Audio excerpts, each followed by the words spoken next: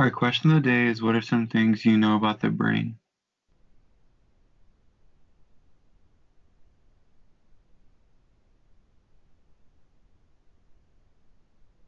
Some examples of what we might be looking for in answers would be: the brain is one of the most complex organisms in the body. It is split up into 5 different sections, and the brain is made up of billions of nerves. So now we're going to go over the parts of the brain. First is the frontal lobe. So this is the front top part of your brain, and it is responsible for reasoning, motor skills, higher level cognition, and expressive language. It is very large and is way more developed in humans than any other organisms. The right side of the frontal lobe controls the left side of the body, and the left side of the frontal lobe controls the right side of the body. The temporal lobe is next, and this is on the sides of your brain. It receives what we hear, the sounds that we hear, which is important for interpreting sounds in the language that we hear. If it wasn't for the temporal lobe, we wouldn't be able to hear anyone to comprehend any sounds.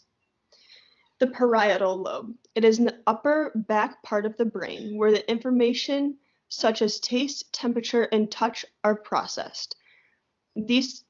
These are processed within seconds. The occipital lobe. It's in the back of the brain. It makes sense of visual information.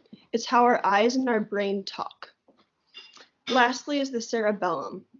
It's under the temporal and occipital lobe connecting to the spine. The nickname for the cerebellum is the little brain. It receives information from the balance system of the inner ear, sensory nerves, and the auditory and visual systems of our brain. It takes up about 10% of the brain's volume, but contains over 50% of all of the brain's neurons. This video will explain the parts of the brain with the diagram. Hello, welcome to Moo Math and Science. In this video, I'd like to talk about the parts of the brain. And this is very appropriate for middle school and late elementary students. The top of the brain is called the cerebrum. It is separated into 4 lobes: the temporal, the parental, occipital, and the frontal. The cerebellum, also called the little brain, controls coordination, balance, and helps us talk and walk. The temporal lobe helps us process sounds. In other words, it helps us hear.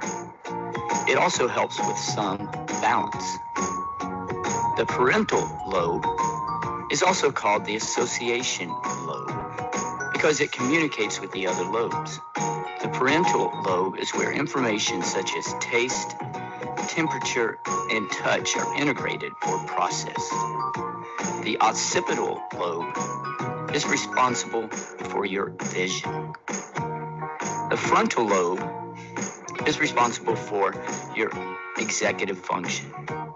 This includes your memory, impulse, control, your emotions, planning, and organization. The brain is connected to the spinal cord at the brain stem. The brain stem controls the flow of messages between the brain and the rest of the body. It also controls very basic functions such as your breathing, heart rate, and your blood pressure. Thanks for watching Moo Math and Science.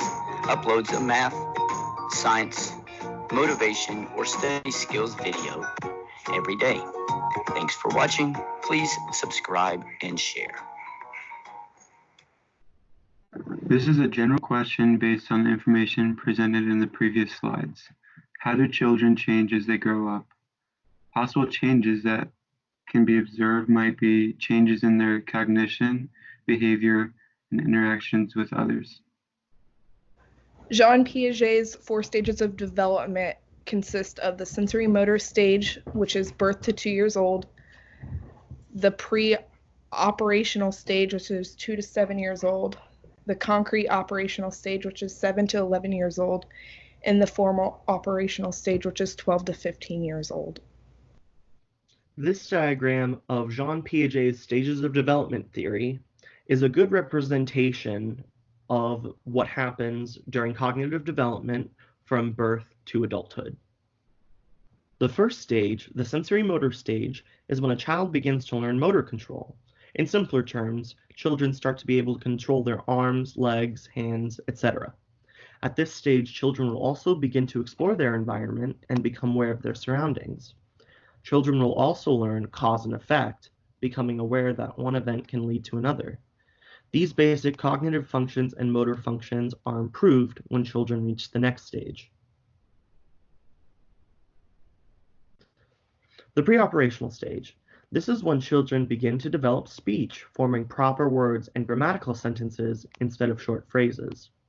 Children in this stage are also very egocentric and cannot understand others' point of view or why others think differently. This is the opposite of being empathetic. Distinguishing fantasy from reality is also difficult in this stage. For example, a child may think that a cartoon character is someone in real life rather than a fictional animation. The third stage, the concrete operational stage, is when cognition begins to greatly develop. Children in this stage can begin to develop empathy and understand why others think and behave the way that they do, rather than being focused on their own thoughts and actions. Children will now have the ability to reason abstractly and concretely, understanding concepts and events more clearly than when they were younger. Basic physics also becomes clear to children, such as learning the conservation of matter, meaning that when something is not seen, it still exists. Other things, such as gravity or balance, are also learned. Finally, the formal operational stage is when cognition fully develops and the child's brain is exceptional at processing information. Children are able to imagine hypothetical situations in this stage and think about what could happen, such as multiple possibilities. Mentally organizing information becomes much easier at this stage as well, and are able to recognize different types of information and build onto previous knowledge.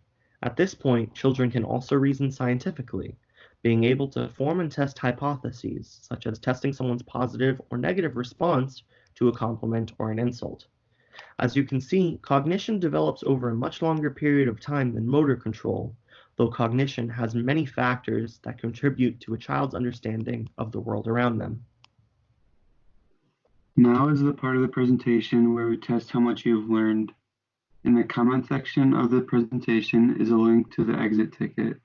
There are multiple choice, short answer, and extended response questions, all explaining the different information that you have covered in the lesson. Once you are finished and have submitted the exit ticket, you are all done.